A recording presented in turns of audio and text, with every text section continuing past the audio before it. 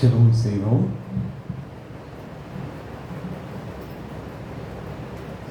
கர்த்தர் தமது ஜனத்திற்கு பலன் கொடுப்பார். என்னை பலப்படுத்துகிற கிறிஸ்துவினாலே எல்லாவற்றையும் செய்ய எனக்கு பலன் உண்டு. அன்பின் பரலோக பிதாவே, இந்த மாலை வேளைக்காய் தேவனுக்கு நன்றி செலுத்துகிறோம். இந்த மாலை நேரத்திலும் கர்த்தருடைய சமூகத்தில் நாங்கள் கூடி வந்து ஆராதிக்க தொழுது கொள்ள ஆண்டவர் கொடுத்த கிருபைக்காக நன்றி செலுத்துகிறோம். இந்த சுகமளிக்கும் ஆராதனையிலே வியாதியஸ்தர்களுக்காக, பிணியாளிகளுக்காக நாங்கள் ஜெபிக்கும்படி வந்திருக்கிறோம். இந்த ஆராதனையில் பரிசுத்த ஆவியானவர் பிரசன்னராக இருப்பீராக. நீர் மகிமைப்படும் எங்களோடு கூட பேசும். ஜெப ஆவினாலும் விண்ணப்பத்தின் ஆவினாலும் எங்களை நிரப்பும். இயேசுவின் நாமத்தில் ஜெபிக்கிறோம் நல்ல பிதாவே, ஆமென். ஆராதனை காரணமாக கன்வென்ஷன் கிதங்களிலே 97வது பாடலை பாடுவோம். கொல்கதாவே கொலை மரமே, கோர மரணம் பாராய் மரணம். கன்வென்ஷன் கீதங்களில் 97வது பாடல். கொல்கதாவே கொலை மரமே, கோர மரணம் பாராய் மரணமே, கோர மனித கொலை செய்தார், கோர காட்சி பாமனமே, கோர காட்சி பாமனமே, கொல்கதாவே கொலை மரமே, கோர மரணம் பாராய் மனமே, கந்தை அணிந்தான் நிந்தை சுமந்தான், கல்வ நடுவில் கொலை மரத்தில் எந்த மிக்க இத்தனை பாடேன், எந்த ஜீவநாயகா, எந்த ஜீவநாயகா, கொல்கதாவே கொலை மரமே, கோர மரணம் பாராய் மனமே, என்னை மீட்ட கொலை மரமே, அன்னையே நான் என்ன செய்வேன், என்னை உமக்கே ஒப்புவித்தேன், என்றென்றுமாய் நான் வாழ, என்றென்றுமாய் நான் வாழ, கொல்கதாவே கொலை மரமே, கோர மரணம் பாராய் மனமே, வானம் பூவி ஒன்றாய் இணைந்த வல்ல தேவா, உமக்கு சரணம். வாடி வாடி கொலை மரத்தில் நிற்கும் காட்சி பார்மனமே, நிற்கும் காட்சி பார்மனமே, கொல்கதாவே கொலை மரமே, கோர மரணம் பாராய் மனமே, அல்லேலூயா அல்லேலூயா அல்லேலூயா அல்லேலூயா அல்லேலூயா அல்லேலூயா அல்லேலூயா என்றென்றும், அல்லேலூயா என்றென்றும், கொல்கதாவே கொலை மரமே, கோர மரணம் பாராய் மனமே. அல்லேலூயா. கன்வென்ஷன் 84வது பாடலை பாடுவோம். இரத்தத்தால் ஜெயம், இரத்தத்தால் ஜெயம் இயேசு. கன்வென்ஷன் 84வது பாடல். இரத்தத்தால் ஜெயம், இரத்தத்தால் ஜெயம், இரத்தத்தால் ஜெயம் இயேசுவே, அல்லேலூயா அல்லேலூயா, இரத்தத்தால் ஜெயம் இயேசுவே, இயேசு ஜெயித்தார், இயேசு ஜெயித்தார், இயேசு ஜெயித்தார் சாத்தானை, அல்லேலூயா அல்லேலூயா, இயேசு ஜெயித்தார் சாத்தானை, நாமும் ஜெயிப்போம், நாமும் ஜெயிப்போம், நாமும் ஜெயிப்போம் சாத்தானை. அல்லேலூயா, அல்லேலூயா, நாமும் ஜெயிப்போம் சாத்தானை. சாத்தான் தோல்வியுற்றான், சாத்தான் தோல்வியுற்றான், சாத்தான் தோல்வியுற்றான் இரத்தத்தால். அல்லேலூயா, அல்லேலூயா, சாத்தான் தோல்வியுற்றான் இரத்தத்தால். இரத்தத்தால் ஜெயம், இரத்தத்தால் ஜெயம், இரத்தத்தால் ஜெயம் இயேசுவே. அல்லேலூயா, அல்லேலூயா, இரத்தத்தால் ஜெயம் இயேசுவே.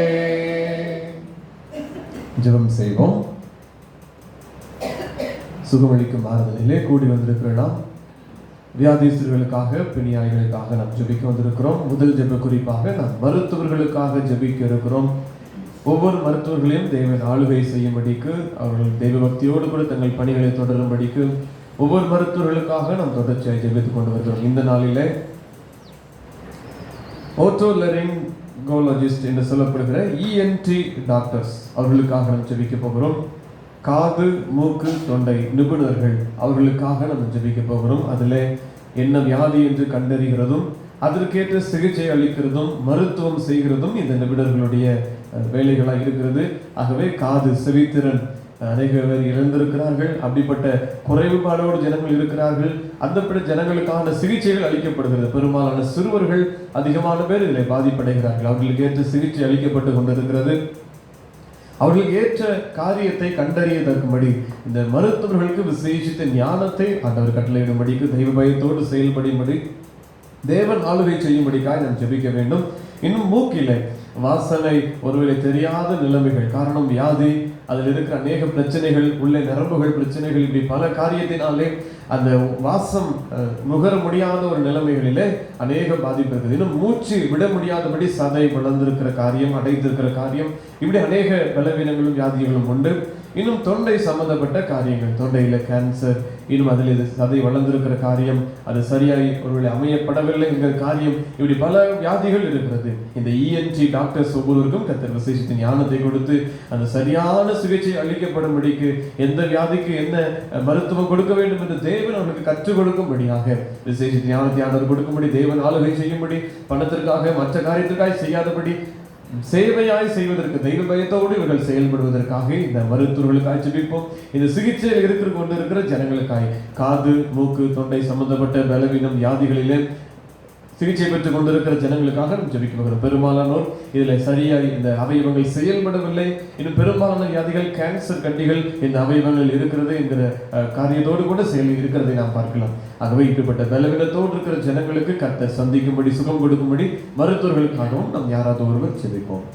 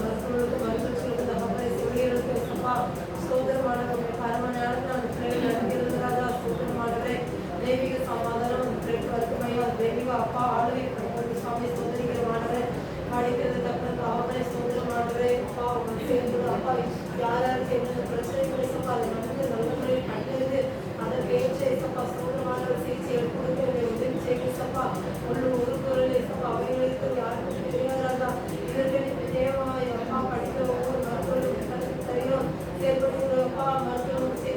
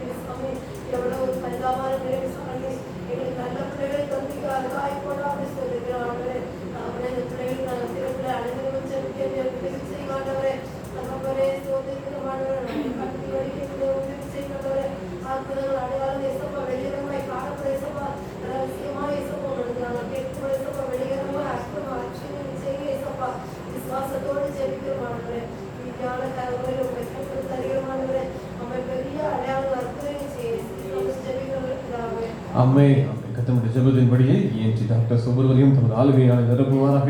இந்த சம்பந்தப்பட்ட காது, மூக்கு, தொண்டை சம்பந்தப்பட்ட வியாதிகளில் இருக்கிற ஜனங்களே கத்தர் தொட்டு பரிபூர்ண சுகத்தை கட்டளையிடுவாராக.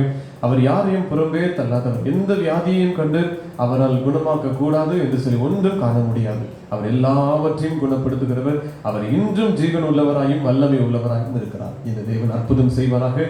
மருத்துவர்கள் உண்மையாய் செயல்பட ஆண்டவர் கிருபை தருவாராக. அடுத்த ஜெப குறிப்பாக நாம் சரீர அவயவங்களிலே பாதிப்புகளோடு வியாதியோடு கூட இருக்கிற ஜனங்களுக்காக நாம் ஜெபிக்க போகிறோம். சரீரத்தினுடைய எலும்புகளிலே அநேக பிரச்சனைகளோடு கூட நடக்க முடியவில்லை, காரியங்களை செய்ய முடியவில்லை என்கிற வருத்தத்தோடு இருக்கிற ஜனங்கள், நரம்பு சம்பந்தப்பட்ட வியாதிகளில் இழுத்திருக்கிற போன்ற தன்மைகள், வாதம் போன்ற தன்மைகள் இருக்கிற ஜனங்கள், இரத்த சம்பந்தப்பட்ட வியாதிகள், சுகர், பிரஷர் போன்ற அநேக காரியங்கள் வியாதிகள் இருக்கிறது. இந்த இரத்த சம்பந்தப்பட்ட வியாதிகளில் இருக்கிற ஜனங்கள் சுகம் பெறவும், சரீர உள் அவயவங்கள் சரியா இயங்கவில்லை, அது நின்று விட்டது, அது பழுதா இருக்கிறது என்று மருத்துவர் சொல்கிறார்கள். அது வீங்கி இருக்கிறது, சுருங்கிய நிலையில் இருக்கிறது, அதில் காயம் ஏற்பட்டு இருக்கிறது, கட்டிகள் இருக்கிறது, நீர் தேங்கி இருக்கிறது. இதே போன்ற பல வியாதிகளில் அவயவங்கள் சரியா இயங்காத நிலைமையிலே எத்தனையோ ஜனங்கள் இருக்கிறார்கள்.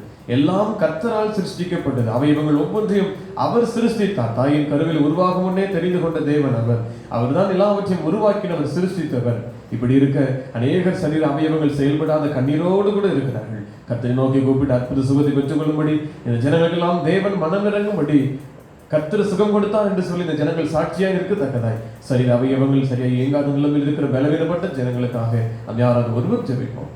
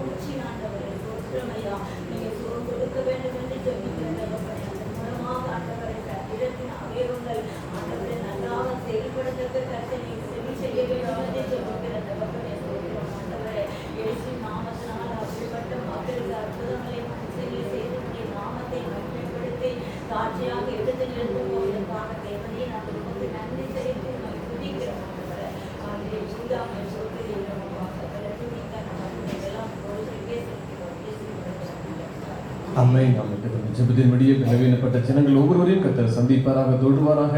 அந்த வியாதியின் படுக்கையை கர்த்தர் மாற்றுவார் என்று சொன்ன பிரகாரமாய் கர்த்தர் ஒவ்வொரு ஜனங்களுடைய பலவீனத்தையும் வியாதியை படுக்கையை மாற்றி கர்த்தரே தேவனுடைய ஜனங்கள் கண்டுகொள்ளத்தக்க அற்புதம் செய்து அவருடைய பலவீனத்தை மாற்றி புது வாழ்வு தேவன் தந்தபடி நடத்துவாராக.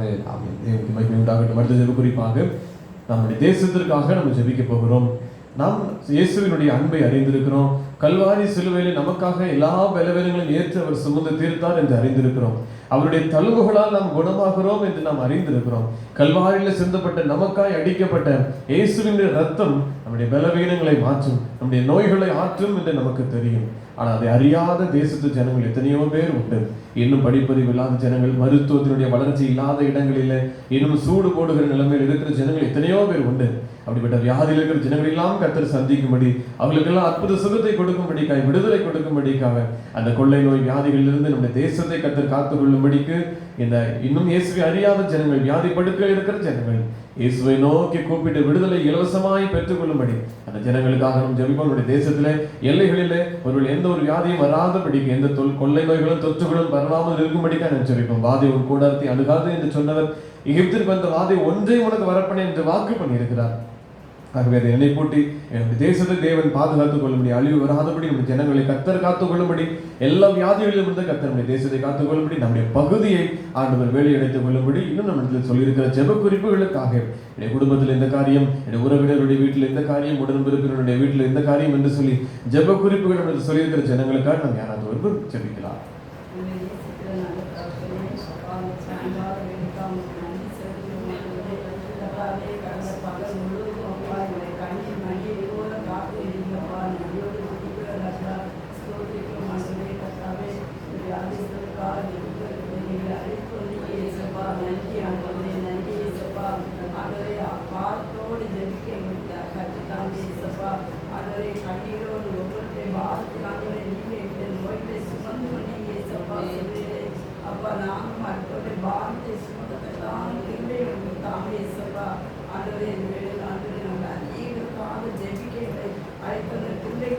நன்றி செலுத்துகிறோம் ஆண்டவரே.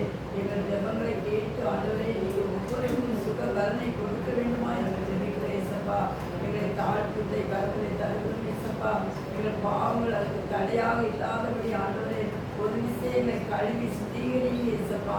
எங்கள் ஜெபம் உடைய சமூகத்தில் தூபமாக வரவே ஏசப்பா. நீங்கள் சுகம் கொடுக்க வேண்டுமா ஜெபிக்கிற ராஜா ஆண்டவரே. இந்த வேலை எங்கள் தேசத்துக்காக ஜெபிக்கிற ஆண்டவரே. எங்கள் தேசத்தின் எல்லைகளில் எங்கும் அப்பாவுடைய ரத்தத்தை இயேசுவின் நாமத்தை நாங்கள் தெளிக்கிற ஆண்டவரே. எந்த நோய்களும் துன்பங்களும் கொள்ளை நோய்களும் ஆண்டவரே எங்கள் தேசத்தை அணுகாதபடி நீங்கள் காத்துக்கொள்ள வேண்டுமா ஜெபிக்கிற இயேசப்பா. எங்களுக்கு வரப்பண்ண ஒரு வாதையும் வர பண்ணேன் என்று சொன்ன தேவன் வாக்கு மாறாதவர் ஆண்டவரே இயேசப்பா. எங்கள் தேசத்தை நீங்கள் பாதுகாக்க வேண்டுமா ஜெபிக்கிற இயேசப்பா. கொள்ளாத நோய்களுக்கும் வியாதிகளுக்கும் ஆண்டவரே எத்தனையோ மக்கள் கண்ணீரோடு காணப்படுகிறாங்க இயேசப்பா. எல்லா வித நோய்களும் நீங்கள் விடுதலை கொடுக்க வல்லவராக இருக்கீங்க இயேசப்பா. நீங்கள் இந்த உலகத்தை சுற்றி திரிந்த நாட்களிலே ஆண்டவரே நன்மை செய்கிறவராக சுற்றி திரிந்தீங்க ஆண்டவரே. எத்தனையோ வியாதியஸ்தரை சுகப்படுத்தினீங்க ஆண்டவரே. கர்த்தாவே திருவிழாத தானே பார்த்து ஒரு வார்த்தை சொன்னீங்க இயேசப்பா. உன் பாவங்கள் உனக்கு மன்னிக்கப்பட்டதை எழுந்து நடந்து சொன்ன போது ஆண்டவரே நான் சுகமடைந்தானே ஆண்டவரே. குஷ்ரோகியை சொத்தப்படுத்தினீங்களே இயேசப்பா. ஆண்டவரே லாசரை உயிரோடு எடுப்பீங்களப்பா. நீங்கள் ஜீவிக்கிறீங்க ஆண்டவரே. இன்றைக்கு நீங்கள் இந்த உலகத்தில் ஜீவித்து எங்களோடு இருக்கீங்க இயேசப்பா. நன்றியோடு துதிக்கிற ஆண்டவரே. பலவீனமாக இருக்கிற ஒவ்வொரு பிள்ளைகளுக்காக நாங்கள் ஜெபிக்கிறோம் இயேசப்பா. எங்கள் தேசத்திலே பாதை வராதபடி எந்த விதமான பாதைகளும் வராதபடி அப்பா நீங்கள் காத்து வேலையடைக்க வேண்டுமா என்னுடைய பாதங்களை கெஞ்சுகிறோம் சுவாமி. எங்கள் மாநிலம் முழுவதும் உடைய கருத்திலே தருகிறோம் இயேசப்பா. ஆண்டவரே எங்கள் பொக்கவங்களையும் உடைய கருத்திலே தருகிறோம் இயேசப்பா. முற்றிலுமாக நீர் ஆண்டவரே இந்த ரத்த கோட்டைகளை நீங்கள் மறைத்துக் கொள்ளணும் ஆண்டவரே. வியாதி துன்பங்கள் அணுகக்கூடாதப்பா. வியாதியில் இருந்து விலக்குவேன் என்று சொன்ன தேவன் ஆண்டவரே. நீங்கள் வியாதிகள் வராதபடி ஆண்டவரே பிள்ளைகளை பாதுகாக்க வேண்டுமாய் உடைய பாதத்திலே கெஞ்சி மன்றாடுகிறேன் இயேசப்பா. உடைய ரத்தம் முழுவதும் நாங்கள் இயேசு நாமத்திலே தெளிக்கிறோம். பலன் கொடுங்கப்பா. எந்த பொல்லாத பிசாசு அந்தகார கிரிகள் எங்கள் தேசத்துக்குள்ள வராதபடி இயேசப்பா நீங்கள் காத்துக்கொள்ளுங்கப்பா. காத்துக்கொள்ளுங்க இயேசப்பா. ஆண்டவரே எங்களுக்கு எத்தனையோ பிள்ளைகள் ஆண்டவரே பலவீனமாய் சுகவீனமாய் இருக்கிற எங்களுக்காக ஜெபிக்கணும்னு சொன்ன பிள்ளைகளுக்காக நாங்கள் ஜெபிக்கிறோம் ஆண்டவரே. இன்னும் உண்மை அறியாத பிள்ளைகள் எத்தனையோ பிள்ளைகள் ஆண்டவரே வியாதியிலும் துன்பத்திலும் கஷ்டப்பட்டு கொண்டிருக்காங்க இயேசப்பா. உடைய வசனத்தை அனுப்பி அந்த பிள்ளைகளை குணமாக்க வேண்டுமாய் அப்பா உடைய பாதத்திலே கெஞ்சுகிறோம் சுவாமி. உண்மை அறியாத பிள்ளைகள் இந்த அன்பை அறிந்து கொள்ளணும் அப்பா. ஏற்றுக்கொள்ளணும் ஆண்டவரே. அற்புதங்கள் அடையாளங்கள் அவருக்கு நடக்கணும் ஆண்டவரே. பலவீனங்கள் எல்லாம் மறைந்து போகணும் இயேசப்பா. அப்பா நீ திருவை செய்ய வேண்டுமா என்னுடைய பாதத்திலே கெஞ்சுகிறோம் சுவாமி. ஆண்டவரே அந்த முப்படாதி சகோதரிக்காக உடைய பாதத்திலே வருகிறேன் இயேசப்பா. ஆண்டவரே மகளை நீ பாதுகாத்துக் கொள்ளும் இயேசப்பா. அந்த மூளைக்குள்ளே இருக்கிற கட்டிகள் மறையட்டும் இயேசப்பா. இயேசுவின் நாமத்தில் ஆண்டவரே நாங்கள் ஜெபிக்கிறோம் இயேசப்பா. விசுவாசம் உள்ள ஜெபம் பிணியாலே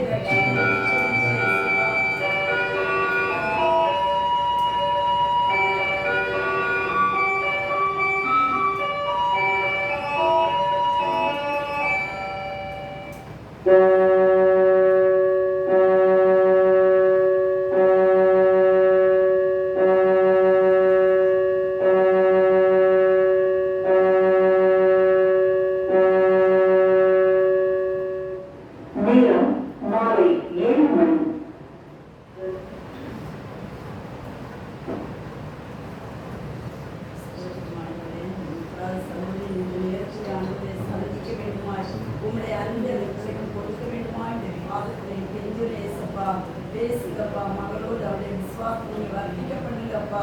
ஆண்டவரே பார்வையிலே இருந்து வர முடியாத விடுதலை இல்லாமல் இருக்கிற அந்த பிள்ளைக்கு ஆண்டவரே உங்க அன்பை கொடுங்க இயேசப்பா. அவளுக்கு ஒரு பூரண சுகத்தை நீ கட்டிட வேண்டுமாய் உடைய பாதத்திலே கெஞ்சுகிறேன் இயேசப்பா. அவங்க குடும்பம் ரட்சிக்கப்படணும் ஆண்டவரே. எல்லாரும் உண்மை அறிந்து கொள்ளணும்ப்பா. இயேசுவாதான் அந்த சுகம் கிடைத்த அறிந்து கொள்ள நீங்கள் கிருபை செய்ய வேண்டுமா என்னுடைய பாதத்திலே கெஞ்சுகிறேன் சுவாமி. ஆண்டவரே அந்த சந்தர்மாரி சகோதரிக்காக ஜெபிக்கிற ஆண்டவரே முகம் முழுவதும் இருக்கிற அந்த தேமல் ஆண்டவரே முற்றிலுமாக மறையட்டும் இயேசப்பா. வாலிப பிள்ளை ஆண்டவரே திருமணமாகவில்லையே இந்த வேதனையோடு இருக்கிற அந்த மகளை இந்த நேரத்தில் அப்பா இந்த கதம் நீட்டு கொடுங்க இயேசப்பா. ஆணி வாய்ந்த கதம் தொடர்ந்து இயேசப்பா. இந்த அன்பை கண்டுகொள்ளட்டும் இயேசப்பா. இந்த சமூகத்திலே வந்து ஜெபித்த அந்த மகளுக்கு ஒரு பூரணமான விடுதலை நீ கட்டிட வேண்டுமாய் அப்பா உடைய பாதத்திலே கெஞ்சுகிறேன் இயேசப்பா. கெஞ்சி மன்றாடுகிறோம் தகப்பனே. ஆண்டவரே பிள்ளை சகோதரனுக்காக ஜெபிக்கிறோம். மகனுக்கு எல்லா பலவீனங்களையும் நீங்க எடுத்துக்கொள்ளுங்க ஏசப்பா. பூரண சுகத்தை கட்டளையிடும் ஆண்டவரே. மகனே உன் பாவங்கள் எனக்கு மன்னிக்கப்பட்டது என்று சொன்ன தேவன் அதே போல ஆண்டவரே மகனுடைய எல்லா பாவங்களையும் அக்கிரமங்களையும் மன்னித்து ஆண்டவரே மகனுக்கு பூரண விடுதலை கொடுக்க வேண்டுமாய், நல்ல சுகத்தை கொடுக்க வேண்டுமாய் இந்த பாதத்திலே கெஞ்சுகிறேன் ஏசப்பா. வேதனையோடு கஷ்டத்தோடு குடும்பத்திலே ஆண்டவரே ஒரு பெரிய சமாதானத்தை நீங்க கொடுங்க ஆண்டவரே. அப்பா நீங்க காத்துக் கொள்ள வேண்டுமாய் ஜெபிக்கிறேன் ஏசப்பா. இன்னும் எங்க சபையில எத்தனையோ பிள்ளைகள் ஆண்டவரே முட்டு வலியினால் தோல் வலியினால் ஆண்டவரே நகர்த்த முடியாத கஷ்டத்தோடு இருக்கிற ஒவ்வொரு பிள்ளைகளுக்காக ஜெபிக்கிறோம் ஆண்டவரே. எல்லாருடைய பலவீனங்களையும் எடுத்துக் கொள்ளுங்க ஏசப்பா. உன் பலவீனத்திலே என் பலன் பூர்ணமாய் விளங்கும் என்று சொன்ன தேவன் என் கிருபை உனக்கு போதும் என்று சொன்னீங்களே ஏசப்பா. பிள்ளைகளை நீ காத்துக்கொள்ள ஆண்டவரே. எல்லா பலவீனங்களையும் எடுத்து போட்டு பூரண சுகத்தை நீ கட்டளை வேண்டுமா என்ற பாதத்திலே கெஞ்சுகிறோம் சுவாமி.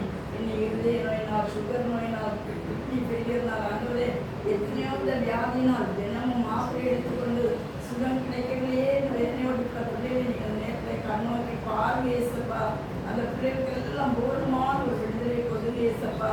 மாத்திரை வேண்டாம், இயேசுவின் ரத்தம் போதும் என்று சொல்லி ஆண்டவரே உங்களுடைய சமூகத்திலே கேட்டு பெற்றுக்கொள்ளத்தக்கதான கிருபைகளை பிள்ளைகளுக்கு கொடுங்க ஏசப்பா. எல்லா பிள்ளைகளையும் விடுவீங்க ஆண்டவரே. சின்ன பிள்ளைகளுக்கு வருகிற காய்ச்சல், சளி, தொந்தரவு எல்லாவற்றும் விடுதலை தாங்க ஏசப்பா. இந்த கொரோனா பகுதியிலே ஆண்டவரே வியாதியோடு இருக்கிற ஒவ்வொரு பிள்ளைகளையும் இந்த நேரத்தில் நாங்கள் நினைக்கிறோம் கர்த்தாவே. எல்லா பிள்ளைகளையும் பலப்படுத்துங்கப்பா. உண்மை அறியாத பிள்ளைகளுக்கும் ஆண்டவரே நல்ல சுகத்தை கொடுங்க ஆண்டவரே. அந்த பிள்ளைகளுமே அறிந்து கொள்ளணும் ஏசப்பா. ஆண்டவரே கிருபை செய்ய வேண்டுமாய் ஜெபிக்கிறேன் ஏசப்பா. பலவீனங்கள் மறையட்டும் ஆண்டவரே. நல்ல சுக பலன் கிடைக்கட்டும் ஏசப்பா. மேரி அம்மாவுக்கா ஜெபிக்கிறோம் ஆண்டவரே. அவங்களுக்கு இருக்கிற கேன்சர் நோயிலிருந்து ஆண்டவரே விடுதலையை கொடுங்கப்பா. எவ்வளவோ வேதனை ஆண்டவரே, எவ்வளவு நாட்களாக பாடுகளை அனுபவித்துக் கொண்டிருக்காங்க ஏசப்பா. அப்பா வேதனை நீங்க சுகமாயிருந்து சொன்ன தேவன் இந்த நேரத்திலே மகளை தொடுங்க ஆண்டவரே. அவங்களுக்கு ஒரு பூரண சுகத்தை கொடுக்க வேண்டுமாய் கேட்கிறேன் ஏசப்பா. தாங்க முடியவில்லையே இந்த கண்ணீரோடு இருக்கிற மகளை நீங்க ஆட்சி தேற்ற வேண்டுமாய் அப்பா அவருடைய பாதத்திலே கெஞ்சுகிறேன் ஏசப்பா.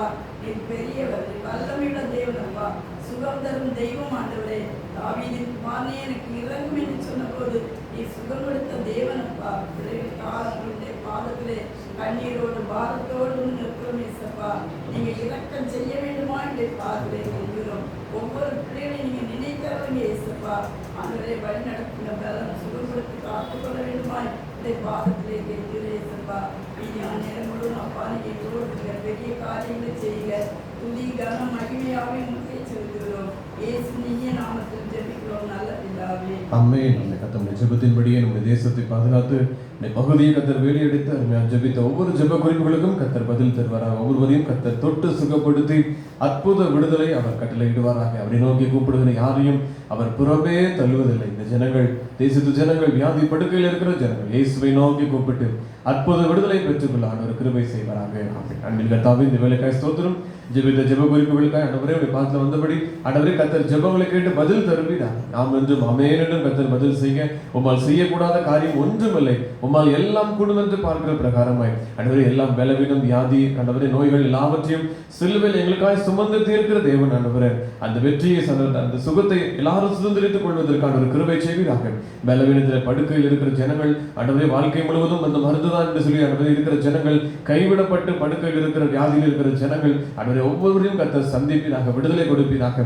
வியாதியின் கொன்றத்தினாலே ஆண்டவரே மரணத்தை நோக்கி ஓடுகிற ஜனங்களையும் கர்த்தர் சந்திப்பீராக. அற்புத சுகத்தை கொடுத்து ஆண்டவரே ஆச்சரியமாய் உடைய சாட்சியாய் மாற்றுவீராக. ஆண்டவரே மருத்துவர்கள் கைவிடலாம், ஆனால் நீர் யாரையும் கைவிடுவதில்லை ஆண்டவர். எல்லாரையும் அணைத்து விடுதலை கொடுக்கிற தேவனாய் இருக்கிறீர். நீர் அற்புதங்களின் தேவன். எங்கள் தேசத்து ஜனங்களுக்கு மனமிறங்குவீராக. எங்கள் பகுதியை கர்த்தர் வேலையெடுத்த சகல வியாதிகளுக்கும் நீங்களாய் ரட்சித்தருளுவீராக. ஜெபித்த ஒவ்வொரு ஜெப குறிப்புகளும் கர்த்தர் பதில் தாரும். ஒவ்வொரு அன்றைய மனிதர்களையும் கர்த்தர் தொட்டு சுகப்படுத்துவீராக. அற்புத விடுதலையை கர்த்தர் கட்டளை இடுவீராக. ஜனங்கள் கண்ணார கண்டு கர்த்தரே செய்தார் என்று சொல்லத்தக்கதாய் ஆச்சரியப்பட்டு தேவனை மகிமைப்படுத்த அது சாட்சியாய் பகிர்ந்து கொள்ள கர்த்தர் நாமே கிருபை செய்ய வேண்டும் என்பதை நாங்கள் ஜெபிக்கிறோம். எங்களையும் ஒப்பு கொடுத்து ஜெபிக்கிறோம். கர்த்தர் தொடர்ந்து ஜெபிக்கப்பட்டாலும் ஜெபங்களை கேட்டு கிரியை செய்வீராக. இயேசு கிறிஸ்துவின் நாமத்தில் ஜெபிக்கிறோம் நல்ல பிதாவே, ஆமென். தேசங்கள் வாசிக்கும் தெரிந்து கொள்ளப்பட்ட வேத பகுதி மார்க்கு எழுதின சுவிசேஷம் 14ஆம் அதிகாரம் 53ஆம் வசனம் முதல் 65ஆம் வசனம் முடிய. மார்க்கு 14வது அதிகாரம் 53வது வசனம் முதல். இயேசுவை அவர்கள் பிரதான ஆசாரியரிடத்தில் கொண்டு போனார்கள். அங்கே ஆசாரியர், மூப்பர், வேதபாரகர் எல்லாரும் கூடி வந்திருந்தார்கள். பேதுரு தூரத்திலே அவருக்கு பின் சென்று பிரதான ஆசாரியனுடைய அரமனைக்குள் வந்து சேவகரோட கூட உட்கார்ந்து நெருப்பு அண்டையிலே குளிர் காய்ந்து கொண்டு இருந்தான். அப்பொழுது பிரதான ஆசாரியரும் ஆலோசனை சங்கத்தார் அனைவரும் இயேசுவை கொலை செய்யும்படி அவருக்கு விரோதமாக சாட்சி தேடினார்கள். அகப்படவில்லை. அநேகர் அவருக்கு விரோதமாக பொய் சாட்சி சொல்லியும் அந்த சாட்சிகள் ஒவ்வொருவில்லை. அப்பொழுது சிலர் எழுந்து, கைவேலையாகிய இந்த தேவாலயத்தை நான் இடித்து போட்டு கைவேலை அல்லாத வேறொன்றை 3 நாளைக்குள்ளே கட்டுவேன் என்று இவன் சொன்னதை நாங்கள் கேட்டோம் என்று அவருக்கு விரோதமாய் பொய் சாட்சி சொன்னார்கள். அப்படி சொல்லியும் அவர்கள் சாட்சி ஒவ்வாமற் போயிற்று. அப்பொழுது பிரதான ஆசாரியன் எழுந்து நின்று நடுவே நின்று இயேசுவை நோக்கி, இவர்கள் உனக்கு விரோதமாய் சொல்லுகிறதை குறித்து நீ ஒன்றும் சொல்லுகிறது இல்லையா என்று கேட்டார். அவரோ ஒரு உத்தரவும் சொல்லாமல் பேசாதிருந்தார். மறுபடியும் பிரதான ஆசாரியர் அவரை நோக்கி, நீ ஸ்தோத்தரிக்கப்பட்ட தேவனுடைய குமாரனாகிய கிறிஸ்துதானா என்று கேட்டார். அதற்கு இயேசு, நான் அவர்தான். மனுஷகுமாரன் சர்வ வல்லவரின் வலது பார்சத்தில் வீற்றிருப்பதையும் வானத்தின் மேகங்கள் மேல் வருவதையும் நீங்கள் காண்பீர்கள் என்றார். பிரதான ஆசாரியன் இதை கேட்டவுடனே தன் வஸ்திரங்களை கிழித்துக் கொண்டு, இனி சாட்சிகள் நமக்கு வேண்டியது என்ன? தேவ தூசணத்தை கேட்டீர்களே, உங்களுக்கு என்னமாய் தோன்றுகிறது என்றார். அதற்கு அவர்கள் எல்லாரும், இவன் மரணத்துக்கு பாத்திரனா இருக்கிறான் என்று தீர்மானம் பண்ணினார்கள். அப்பொழுது சிலர் அவர் மேல் துப்பவும் அவருடைய முகத்தை மூடவும் அவரை குட்டவும் ஞான திருஷ்டினாலே பார்த்து சொல் என்று சொல்லவும் தொடங்கினார்கள். வேலைக்காரரும் அவரை கன்னத்தில் அறைந்தார்கள். வாசிக்கும்படியாக தெரிந்து கொள்ளப்பட்ட வேத பகுதி வாசித்தாயிற்று.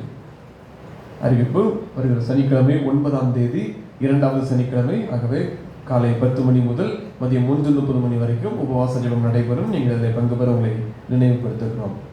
இதனாலும் நம் தியானத்திற்காக நம்முடைய ஆவிக்குரிய காரியங்களிலே ஆவிக்குரிய கலைகளை நாம் தியானித்து வருகிறோம்.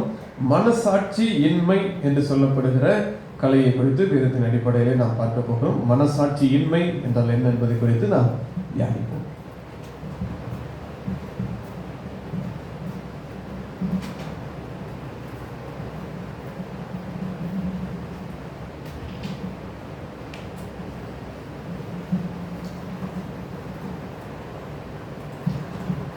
ஆண்டவராகிய இயேசு கிறிஸ்துவின் நாமத்தினாலே உங்களை அவரின் அன்போடு மீண்டுமாக வாழ்த்துகிறேன். இந்த நாளிலும் நாம் சிந்திக்க வேண்டிய தலைப்பு மனசாட்சியின்மை. ஆவிக்குரிய இந்த கலைகளிலே இன்று 17வது கலையை குறித்து நாம் பார்க்கிறோம், மனசாட்சியின்மை. அப்படி என்றால் மனசாட்சி அப்படின்னா என்ன அப்படின்னா, மனசாட்சியில் 2 வகை இருக்குது. ஒன்று நல்ல மனசாட்சி, இன்னொன்று தீய மனசாட்சி. நல்ல மனசாட்சி ஓகே, ஆனால் தீய மனசாட்சி தான் ஆனால் நம்மளுக்கு நினைச்சது பல பிரச்சனைகளை உருவாக்கி விடுகிறது. இப்போ 1 தீமோத்தேயு 1ஆம் அதிகாரம் 5ஆம் வசனத்தில் பாருங்கள். 1 தீமோத்தேயு 1ஆம் அதிகாரம் 5ஆம் வசனம்.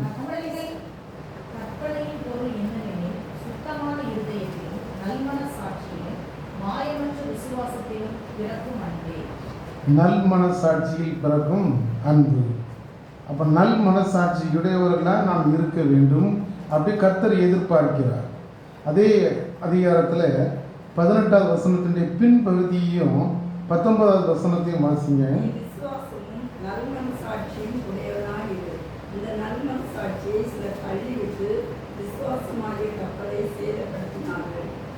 போதும். இந்த மனசாட்சியை அநேகர் சின்னம் நம்ம சேதப்படுத்துகிறவர்களாக மாற்றிவிட்டோம். ஒரு கப்பலையே சேதப்படுத்துகின்ற அளவுக்கு நம்முடைய மனசாட்சி இருக்குமானால் அதை நாம் பிடுங்கி எறிய வேண்டும். வாசிக்க கேட்ட பகுதியிலையும் நாம் அந்த மனசாட்சிகளை குறித்து தான் நாம் பார்க்கிறோம். அப்போ ஒரு மனிதன் நல் மனசாட்சியுடையவனாக இருக்கணும். அல்லது நீங்கள் என்ன செய்யணும்னா, நன்மை என்ன தீமை என்ன என்பதை அறிந்து நம் வாழ்க்கையை அமைத்து கொள்வது தான் மனசாட்சி என்று பெயர். அப்போ நம்ம வாழ்க்கையிலே தேவையான நன்மையான காரியங்கள் அல்லது தீமையை பகுத்தறியக்கூடிய அந்த தன்மை, இவைகளை நாம் அறிந்து நம்ம வாழ கற்றுக்கொள்ள வேண்டும் என்று ஆண்டவர் விரும்புகிறார். அப்போ நல் மனசாட்சியுடையவர்களாக இருக்கணும். இப்போ மனசாட்சி இன்மைனா நல் மனசாட்சிக்கு நேர் ஆப்போசிட் அல்லது தீய மனசாட்சி என்று நாம் சொல்லலாம். தீத்து 1ஆம் அதிகாரம் 15ஆம் வசனத்தில் பாருங்க. தீத்து 1ஆம் அதிகாரம் 15வது வசனம். உள்ளவர்களுக்கு சகலமும் சுத்தமாயிருக்கும், அசுத்தம் உள்ளவர்களுக்கு அவிசுவாசம் உள்ளவர்களுக்கும் ஒன்றும் சுத்தமாயிராது. அவர்களுடைய புத்தியும் மனசாட்சியும் அசுத்தமாயிருக்கும். அவருடைய புத்தியும் மனசாட்சியும் அசுத்தம் உள்ளதாக இருக்கும். அப்போ நம்ம மனசாட்சி நம்மகிட்ட இல்லை அப்படின்னா நாம் அசுத்தம் உள்ளவர்களாக எண்ணப்படுகிறோம். அப்புறம் நம்ம நினைச்சணும், அசுத்தம் உள்ளவர்கள் அற்றவர்களாக நாம் இருக்க வேண்டுமானால் நல் மனசாட்சி உள்ளவர்களாக இருக்க வேண்டும். அதே போல் ரோமர் 13ஆம் அதிகாரம் 5வது வசனத்தை பாருங்க. ரோமர் ஆகையால் நீங்கள் கோபாக்கினை நிமித்தம் மாத்திரமல்ல, மனசாட்சி நிமித்தமும் கீழ்ப்படிய வேண்டும். மனசாட்சி நிமித்தம் நீங்கள் கீழ்ப்படிய வேண்டும். அப்போ கீழ்ப்படிதலை கொண்டு வரதே மனசாட்சி தான். அப்போ நம்ம மனசாட்சி இன்மை உள்ளவர்களாக இருந்தால் கீழ்ப்படிய மாட்டோம்னு அர்த்தம். அப்போ கீழ்ப்படிதலை கொண்டு வருகிறது. அதே போல் 1 கொரிந்தியர் 10ஆம் அதிகாரம் 25வது வசனத்தில் பாருங்க. கடைசியிலே விற்கப்படுகிற எதையும் வாங்கி புசியுங்கள், மனசாட்சி நிமித்தம் நீங்கள் ஒன்றையும் விசாரிக்க வேண்டியதில்லை. கடையில் விற்கிற எல்லா பொருட்களையும் நம்ம என்ன செய்யலாமா, வாங்கி புசிக்கலாம். நம்ம அதை பற்றி என்ன செய்ய வேண்டியதில்லை, பயப்பட வேண்டியதே இல்லை. அதுக்கு பின்னால் உள்ள வசனத்தையும் வாசிங்க. 2 வசனம். பூமியும் அது நிறைவும் கர்த்தருடையது. அன்றியும் அவிசுவாசிகளில் ஒருவர் உங்களை விருந்துக்கு அழைக்கும் போது போக உங்களுக்கு மனதிருந்தால் மனசாட்சி நிமித்தமும் ஒன்றையும் விசாரியாமல் உங்கள் முன் வைக்கப்படுகிற எதையும் புசியுங்கள். அப்போ நான் சொல்லுக்கு, உங்களை ஒரு சகோதரன் யாராவது உங்களை விருந்துக்கு அழைத்தா நீங்கள் போகலாம். ஆனால் மனசாட்சி நிமித்தம் அவன் தர்றதில் நம்ம சாப்பிட்டு கொள்ளலாம். அதன் பின்னால் வர வசனங்கள் அதில் சொல்லுவோம். அது ஒருவேளை அது விக்கிரகங்களுக்கு படைக்கப்பட்டதாக இருந்தால் அதை நாம் புசிக்கக்கூடாது. அப்போ சகோதரன் நினைக்கிறார், நான் விரும்பி போகிறேன், மனசாட்சி நிமித்தம் அவன் தர்றதெல்லாம் நான் வாங்கி சாப்பிடலாம். ஆனால் விக்கிரகங்களுக்கு படைக்கப்பட்டது என்று நீங்கள் கேள்விப்படுவீர்களானால் அவைகளை நீங்கள் புசிக்க வேண்டாம் என்பதாக இருக்கும். அப்போ மனசாட்சியுடைய நாம் ஆண்டவருடைய கீழ்ப்படிதலுக்கு உட்பட்டவர்களாக இருக்க வேண்டும். அதே போல் இன்னொரு வசனம் கூட வாசிங்க. 1 கொரிந்தியர் 8ஆம் அதிகாரம் 7வது வசனத்தை பாருங்க. 1 கொரிந்தியர். இந்த அறிவு எல்லாரிடத்திலும் இல்லை. சிலர் இன்றைய வரைக்கும் விக்கிரகத்தை ஒரு பொருள் என்று எண்ணி விக்கிரகத்துக்கு படைக்கப்பட்டதை புசிக்கிறார்கள். அவருடைய மனசாட்சி பலவீனமாய் இருப்பதால் அசுசிப்படுகிறது. சரிதானா? இப்போ விக்கிரகங்களுக்கு படைக்கப்பட்டவர்களை நாம் என்ன செய்யக்கூடாது, புசிக்கக்கூடாது என்பதை என்ன சொல்லிடுறோம். அதே போல் 10வது வசனத்தில் பாருங்க. எப்படியெனில் அறிவுள்ளவனாகிய உன்னை விக்கிரக கோவிலே பந்தி இருக்க ஒருவன் கண்டால் பலவீனனாய் இருக்கிற அவனுடைய மனசாட்சி விக்கிரகங்களுக்கு படைக்கப்பட்டவர்களை புசிப்பதற்கு துணிவு கொள்ளும் அல்லவா? போதும். அதே போல தான் 12வது வசனத்துலையும் இருந்தால் வாசிக்க வேண்டாம். ஸோ அப்போ நம்ம விக்கிரகங்களுக்கு படைக்கப்பட்டவர்களுக்கு நாம் சாப்பிட போய் உட்கார்ந்தோம்னா நம்ம மனசாட்சி ஒருவேளை கீழ்ப்படுகிற மாதிரி நமக்கு இருக்கிற மாதிரி தெரிஞ்சால் கூட ஆண்டவருக்கு விரோதமான காரியம் என்பதை நாம் அறிந்து கொள்ள வேண்டும். இப்போ மனசாட்சி என்ற இந்த பதத்தை நம் வேதாகமத்தில் பல இடங்களில் பார்க்க முடியும். நாம் வாசிக்க கேட்ட இந்த பகுதியிலையும் 2 பேரை குறித்து நாம் பார்க்கலாம். ஒன்று நமக்கு தெரிஞ்சதான் யூதாஸ், இன்னொன்று பேதுரு. இந்த 2 பேர்களுக்குமே மனசாட்சி இல்லாமல் போயிற்று. ஆண்டவருடைய சீசர்கள் தான் 2 பேரும். ஆண்டவரால் தேர்ந்தெடுக்கப்பட்ட சீசர்கள் தான், ஆண்டவரோடு இருந்தவர்கள் தான், ஆண்டவருடைய அற்புதங்களை கண்டவர்கள் தான், ஆண்டவருடைய அதிசயங்களை எல்லாம் பார்த்தவர்கள் தான். ஆனால் பாருங்க, இந்த 2 பேருக்குள்ளேயும் ஒரு அசுத்த ஆவி வந்தது நிமித்தமாக இவங்க என்ன பண்ணுறாங்க, மனசாட்சி இல்லாதவர்களாய் போய்விட்டார்கள். யூதாசை குறித்து நாம் முதலாவது பார்ப்பதமாக இருந்தால் மார்க்கு 27ஆம் அதிகாரம் 1வது வசனத்தில் பாருங்க. சாரி, மத்தேயு 27ஆம் அதிகாரம் 1வது வசனத்தை பாருங்க. விடிய காலமான போது சகல பிரதான ஆசாரியரும் ஜனத்தின் மூப்பரும் இயேசுவை கொலை செய்யும்படி அவருக்கு விரோதமாக ஆலோசனை பண்ணி 3வது வசனம். அப்பொழுது அவரை காட்டிக் கொடுத்த யூதாஸ் அவர் மரண ஆக்கினைக்குள்ளாக தீர்க்கப்பட்டதைக் கண்டு மனஸ்தாபப்பட்டு அந்த 30 வெள்ளி காசை பிரதான ஆசாரியரிடத்திற்கும் மூப்பரிடத்திற்கும் திரும்ப கொண்டு வந்து. போதும். இங்கே பாருங்க, யூதாஸ் என்ன செய்றான், ஆண்டவரை காட்டி கொடுக்கிறான். இந்த யூதாஸுக்கு ஒரு முக்கியமான பதவியும் இருந்துச்சு. இவர் தான் யார், ட்ரெஸரர். அந்த கூட்டத்துக்கு, ஆண்டவருடைய கூட்டத்துக்கு இவர் தான் பொருளாளர், பணப்பையை சுமந்தவன். அதனால் இவனுக்கு என்ன, பணத்தின் மீது ஒரு ஆசை வந்து விட்டது. அதனால் என்ன பண்ணுறான், காட்டி கொடுக்குறதுக்கு நினச்சிட்டான், துணிஞ்சு போயிட்டான். ஏன் ஆண்டவரை காட்டி கொடுக்கணும், ஏன் ஆண்டவரை கண்டுபிடிக்க முடியாதா அப்படின்னு சில நேரத்தில் நமக்கு கேள்வி எழலாம். இந்த 12 சீசர்கள் ப்ளஸ் ஆண்டவரை சேர்த்து 13 முக சாயல் ஒரே மாதிரி தான் இருக்கும். அதனால தான் ஆண்டவர் யார் என்பதை கண்டுபிடிப்பதற்கு இந்த பிரதான ஆசாரியர்களுக்கு சற்று தயக்கம் ஏற்பட்டது. அதுதான் நினைச்சான் யூதாஸ், நான் காட்டி கொடுக்குறேன் அப்படின்னு சொல்லி நினைச்சான், காட்டி கொடுக்கிறதுக்கு துணிகின்றான். ஆண்டவர் பல வேளைகளில் இந்த யூதாஸை எச்சரிப்பார். என்னுடன் உள்ள ஒருத்தன் தான் நினைச்சுக்கிறான் காட்டி கொடுக்க போகிறான், என்னுடைய துணிக்கைகளை வாங்குகிறவன் தான் காட்டி கொடுக்குறான், பல நேரங்களில் சொல்கிறாங்க. ஆனால் இந்த யூதாஸ் ஆண்டவரை 30 வெள்ளி காசுக்காக காட்டி கொடுப்பதற்கு துணிந்து விட்டார். ஒருவேளை அவர் என்ன நினைச்சிருக்கலாம் அப்படின்னு நினைச்சா, யூதாஸ் என்ன நினைச்சிருக்கலாம்னா, நம்ம காட்டி கொடுத்தாலும் ஆண்டவர் மறைந்து விடுவார் என்று அவன் யோசித்திருக்கலாம்.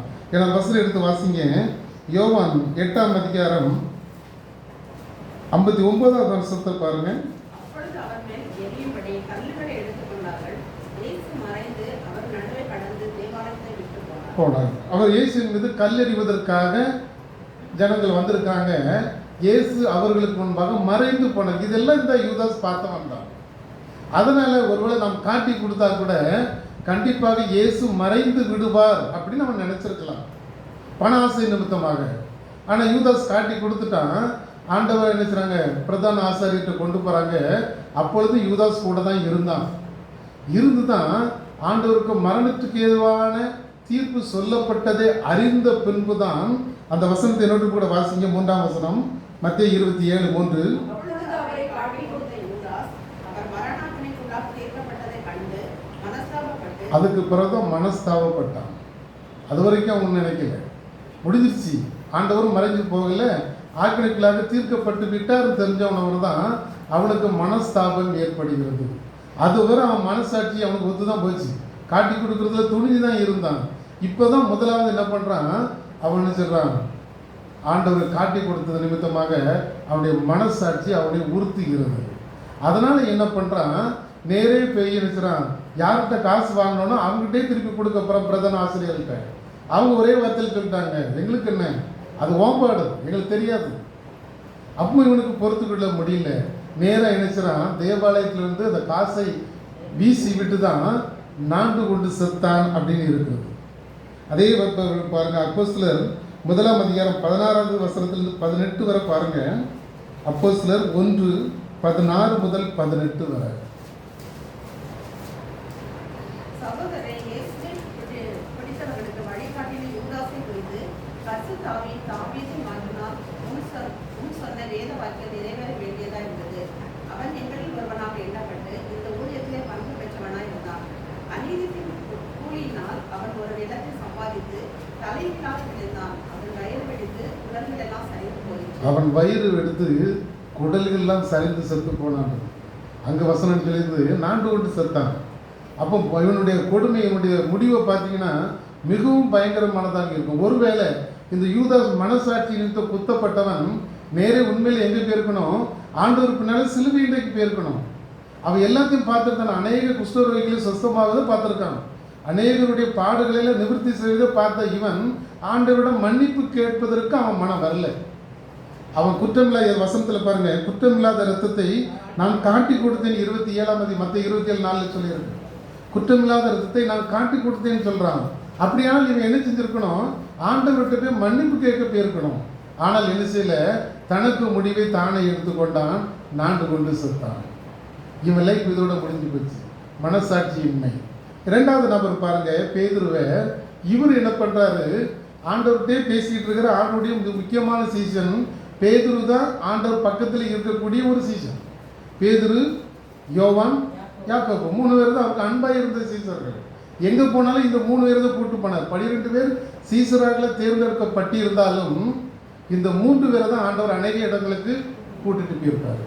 கடைசியாக இருக்கிற ஜோமனை போகும்போது கூட இந்த 3 பேரை தான் கூட்டிட்டு போறாரு. அங்கேயும் போன பிறகு இவர்களை விட்டு பிரிந்து தான் சற்று அப்புறம் போய் ஆண்டவர் என்ன செய்கிறாரு, ஜோம் பண்ணுறாரு. ஆனால் இவங்க 3 பேரும் தூங்கிட்டாங்க. அப்போ எல்லா விஷயங்களும் பார்த்த இந்த பேதுரு தான் ஆண்டவர் சொல்கிறாரு, ஆண்டவரே நான் உங்களோட நான் மறிக்கிறதாக இருந்தாலும் உங்களை நினைச்ச மாட்டேன், நான் மறுதளிக்க மாட்டேன்னு சொன்னேன். ஆண்டவர் சொன்னார், இன்று நெஞ்சில் சேவல் 2 தரம் கூவுறதுக்கு முன்னே நீ என்னை 3 தரம் மறுதளிப்பாய்ன்னு சொன்னார். அவன் இல்லை அப்படின்னு சொன்னான். அப்படிப்பட்ட ஒரு பேதுரு தான் ஆண்டவருடைய பாடுகளை அருகில் இருந்து பார்த்த ஒரு நபர். அதனால நான் நேற்றைய தினத்திலே சொன்னேன், பாடுகளை பார்த்ததுனால தான் நான் சொன்னோம், பாடுகளுக்கு நம்ம சாட்சியாக இருக்க வேண்டும் அப்படிங்கிற பதத்தை பேதுரு தன்னுடைய கடிதங்களில் எழுதியிருப்பார். அப்போ இந்த பேதுரு என்ன பண்ணுறாரு, ஆண்டவரை என்ன செஞ்சுறாரு, மறுதளிக்கிறார். மார்க் 14ஆம் அதிகாரம் 66வது வசனத்தில் பாருங்க. அத்தருணத்திலே பேதுரு கீழே அரண்மனை முற்றத்தில் இருக்கையில் பிரதான ஆசாரியனுடைய வேலைக்காரிகளில் ஒருத்தி வந்து குளிர்காயில் கொண்டிருக்கிற பேதுருவை கண்டு அவனை உற்று பார்த்து, நீயும் நசரேயனாகிய இயேசுவோடு இருந்தாய் என்றார். அதற்கு அவன், நான் அறியேன், நீ சொல்லுகிறது எனக்கு தெரியாது என்று மறுதளித்து வெளியே வாசல் மண்டபத்துக்கு போனான். அப்பொழுது சேவை கூடிற்று. இப்போ முதலாவது மறுதளிக்கிறார். அதுக்கு அடுத்த அவசரத்தில் பண்ணுங்க, 2 அதே வேலைக்காரி. ஆனால் மத்தியில் போட்டு வேண்டாம், மத்தியில் போட்டிருக்கோம் மற்றொரு ஸ்திரீ என்று போடப்பட்டிருக்கோம். மார்க்கில் அதே வேலைக்காரின்னு தான் இருக்கும். 3வது முறை என்ன செய்கிறாங்க, அவங்களோடு இருந்தவங்களாம் சொல்கிறாங்க, நீனும் அவரோட இருந்தவர் நபர் தான், நீ வந்து கலிலேயனாக இருக்கிற, அவருடைய பேச்சு அவருடைய பேச்சுக்கு ஒத்து இருக்கிறது அப்படின்லாம் சொல்கிறாங்க. இவன் சொல்கிறாரு, சத்தியம் பண்ண தொடங்கிட்டார். 72வது வசனத்தில் கடைசி வசனத்தில் பாருங்க, மார்க் 14:72. இரண்டாம் தரம் கூறிட்டு, சேவல் 2 தரம் கூறுகிறதுக்கு முன்னே நீ என்னை 3 தரம் மறுதளிப்பாய் என்று இயேசு தனக்கு சொன்ன வார்த்தையை பேதுரு நினைவு கொண்டு மிகவும் அழுதான். இப்போதும் பேதுரு நினைச்சாரு, மனசாட்சி குத்தப்பட்டவராய் அழுகிறார். அது வரைக்கும் ஒன்றும் இல்லை, 3 தடவை இல்லைன்னு சொல்லி சத்தியம் பண்ணிட்டாங்க. எனக்கு நான் அவரை பார்த்ததே கிடையாதுன்னு சொன்ன நபர் இப்போ சேவல் கூறினோட தான் ஆண்டோடைய வார்த்தை ஞாபகத்துக்கு வருகிறது. அதனால் குத்தப்பட்டு மனம் கசந்து நினைச்சான், அழுதான். அப்போ இவனுடைய மனசாட்சி கொஞ்சம் வித்தியாசமாகவே இருக்குது. அழுது நினைச்சுனா ஆண்டோடைய மீண்டுமாக ஆண்டோடைய ரெசிப்பை பெற்றுக்கொண்டான். ஸோ அப்போ யூதாஸ் அந்த பேதுரு 2 பேருடைய வாழ்க்கையை நம்ம பார்க்கும்போது 2 பேருக்கிட்டையும் கொஞ்சம் வித்தியாசம் உண்டு. யூதாஸ் வந்து மனசாட்சியினால் குத்தப்பட்டு குற்றமில்லாத இரத்தத்தை நான் காட்டி கொடுத்தேன்னு அவனுக்கே முடிவை தேடி கொண்டான். ஆனால் பேதுரு என்ன செய்யல, தனக்கு முடிவை தேர்ந்து கொள்ளவில்லை, ஆண்டவருடைய சமூகத்துக்கு மீண்டுமே வந்து ஆண்டவருடைய மன்னிப்பு கேட்டு ரசிக்கப்பட்டு ஊழியர்களை செய்யக்கூடிய நபராக மாறினார். அப்போ நம்ம எப்படி இருக்கோம், அந்த 2 பேரில் நம்ம யூதாஸ் மாதிரி இருக்க போகிறோமா அல்லது பேதுரு மாதிரி நம்ம மனநிலை இருக்கிறதா? நம்ம மனசாட்சி நிமித்தம் சில நேரங்களில் நம்ம நினச்சிருப்போம், போய் சொல்லியிருப்போம் அல்லது ஏதோ தப்பு பண்ணியிருப்போம், அல்ல பிறனுக்கு விரோதமாக நம்ம ஏதோ சாட்சிகள் விட சொல்லியிருக்கலாம். நாம் தப்பு பண்ணுவது இயற்கை. அதை ஆண்டவரிடம் நம்ம என்ன செய்யணும், அறிக்கையிட்டு நம் மன்னிப்பை பெற்றுக்கொள்ள வேண்டும். அதை தான் பேதுரு செய்தார். ஆண்டவர்கிட்ட மன்னிப்பு கேட்டார், ஆண்டவரே தவறிட்டேன். அவன் என்ன அழுதுனால ஆண்டவர் என்ன செய்கிறார், அவனுக்கு மன்னிப்பை கொடுக்கிறார். அது பிறகு பார்த்தீங்கன்னா அவனுடைய சீசனாக இருக்கிற எல்லா சீசன்லையும் காட்டிலும் அதிகமான பணி செய்தது இவர் தான். அநேக ஊழியங்களை செய்த நபர். அப்போ இந்த பேதுருவை பொறுத்த மட்டும் வந்து பார்த்தீங்கன்னா ஆண்டவரிடம் மன்னிப்பை பெற்றவனாக திரும்பினான். நம்முடைய எப்படி இருக்கிறோம், நம்ம மனசாட்சி எப்படி இருக்குது, நம்ம மனசாட்சி நல் மனசாட்சியா அல்லது தீய மனசாட்சியா? நாம் ஒருவேளை தீய மனசாட்சியில் ஏதோ ஒரு இடத்துல நாம் தவறி இருந்தால் ஆண்டுடைய சமூகத்துக்கு வந்து நம்ம என்ன செய்யணும், மன்னிப்பு கேட்கும்போது நாம் என்ன சொல்லலாம், இதில் இருந்து விடுபெற்று கொள்ள முடியும். இல்லை நம்ம அப்படியே தான் இருப்போமானால் ஆண்டுடைய ஆசீர்வாதங்களை நாம் பெற்றுக்கொள்வது முடியாத காரியம். ஏனால் மனசாட்சியின்மை ஏற்படும் போது நம்மளுக்கு சுயம் ஏற்படுகின்றது, நம்மளுக்கு அன்பில்லாத ஒரு தன்மை ஏற்படுகிறது, அல்லது பொய் சொல்ல நம்ம நினைச்சிடும் ஆரம்பித்து விடுகிறோம். இந்த மாதிரியான அல்லது இரக்கமில்லாத ஒரு சுபாவம் நமக்குள்ளே ஏற்படுகிறது. இவைகள் எல்லாம் என்ன செய்யும், இந்த மனசாட்சி இன்மையை காட்டுகிறது. அப்போ மனசாட்சி இருந்தால் நம்மளுக்கு கண்டிப்பாக சுயநலம் இருக்காது, நம்ம அன்புள்ளவர்களாக இருப்போம், இரக்கமுள்ளவர்களாக இருப்போம், பொய் சொல்ல மாட்டோம். அப்படியெல்லாம் நம்ம நினைச்ச முடியும், ஆண்டவருடைய ஆசீர்வாதங்களை பெற்றுக்கொள்ள முடியும். நாம் நினைச்சுவோம், ஒருவேளை இந்த குறை நம்மகிட்ட இருக்குமானால் அல்லது இந்த கலை நம்மகிட்ட இருக்குமானால் இந்த கலையை நாம் என்ன செய்யணும், பிடுங்கி எடுக்க வேண்டும். ஒருவேளை நம்ம யாருக்கு விரோதமாக சாட்சி சொல்லி மனசாட்சி நிமித்தம் நம்ம ஏதோ தப்பு பண்ணி இருந்தால் அல்லது குற்றமில்லாத ஒரு நபர் நம்ம குற்றவாளிகளாக தீர்த்திருந்தால் இந்த இதிலிருந்து நம்ம விடுபட வேண்டும் என்று ஆண்டவர் என்று நம்மளை அன்போடு அழைக்கிறார். அப்போ ஆண்டவருடைய சமூகத்தில் வந்து, ஆண்டவரே நம் மனசாட்சியின்மையாய் நடந்து கொண்டிருந்தால் ஆண்டவரே என்னை மன்னித்து ஏற்றுக்கொள்ளுங்கன்னு சொல்லும்போது ஆண்டவருடைய ரட்சிப்பை நாம் பெற்றுக்கொள்ள முடியும். அதன் மூலமாக ஆண்டவருடைய ஆசீர்வாதங்களை நாம் பெற்றுக்கொள்ள முடியும். மனசாட்சி இல்லாமல் நம்ம நினைக்க முடியாது, ஆண்டவர்கிட்ட வரவே முடியாது. அதனால நம்ம குற்றங்களை நாம் உணர்ந்து ஆண்டவருடைய நிச்சயம் நாம் மன்னிப்பு கேட்டு ரட்சிப்பை பெற்றுக்கொள்ளும் போது ஆண்டவருடைய ஆசீர்வாதங்களை நாம் பெற்றுக்கொள்ள முடியும். அப்படிப்பட்ட கிருபைகளை தேவன் தாமே நம் அனைவருக்கும் தருவாராக. ஆமென்.